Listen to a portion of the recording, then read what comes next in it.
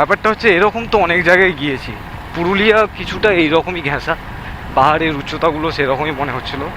পুরুলিয়াকে সামনে থেকে দেখেছি অনেক, কিন্তু প্রত্যেকটা জায়গায় একটা নিজস্ব মাহাত্ম্য রয়েছে। সেই মাহাত্ম্যটাকে গুরুত্ব দিয়ে সব জায়গায় আমাদেরকে ঘুরতে হবে। যে আমরা এরকম একটা জায়গায় গিয়েছি বলে যে আর একটা জায়গায় আসবো না, এরকমটা ব্যাপার নয়। আমরা প্রত্যেকটা জায়গায় ভিজিট করতে ভালোবাসি, বিশেষ করে যেসব অফবিট প্লেসেস সেইগুলো খুব ভালো লাগে আমার। বিশেষ করে সত্যি কথা বলতে তোমাদের কাছে বলতে লজ্জা নেই, আমি এখনও নর্থ বাইক নিয়ে যাইনি। অনেক রাইড করেছি, কয়েকটা লং রাইডও করেছি, তবে খুব বেশি না, মানে প্রো রাইডার এখনও হয়নি।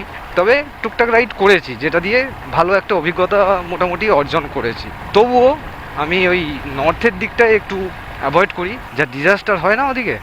আর সবথেকে বড় ব্যাপার, আমার ওই নর্থের প্যাটার্নের থেকে সাউথের প্যাটার্নটা একটু বেশি ভালো লাগে। এই হচ্ছে আমার একটা মুদ্রা দোষ। আমি কারোর সাথে কারো তুলনা করছি না, আমি জাস্ট আমার ভালো লাগাটা বলছি।